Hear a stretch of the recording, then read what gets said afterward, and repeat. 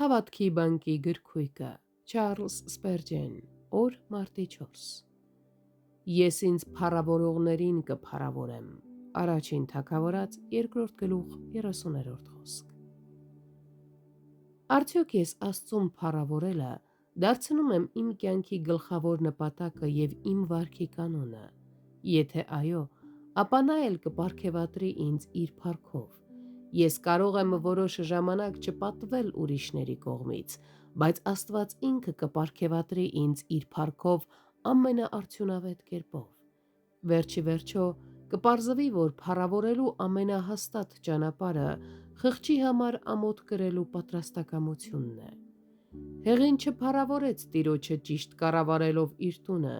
իսկ նրա որդիները չփառավորեցին Տիրոջը իրենց սրբազան պաշտոնին արժան վարքով, ուստի Տերը նույնպես չփառավորեց նրանց, այլ նրանց ընտանիքից վերցրեց քահանայապետությունը և նրանց փոխարեն նշանակեց երիտասարդ Սամուելին որպես երկրի կառավարիչ։ Եթե ես ուզում եմ, որ իմ ընտանիքը բարձրացվի, պետք է ամեն ինչում փառավորեմ Տիրոջը։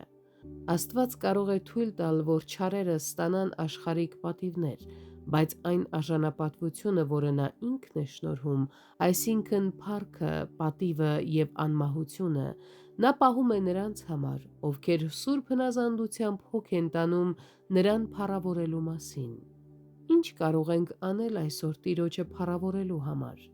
Մենք կարող ենք փառավորել նրան մեր վկայություններով և գործնական հնազանդությամբ։ Նաև կարող ենք փառավորել նրան մեր ունեցվածքով և հատուկ ծառայությամբ։ Եկեք մի պահ կանգ առնենք և մտորենք, թե ինչպես կարող ենք փառավորել նրան, քանզի նա էլ իր ժամանակին կփառավորի մեզ։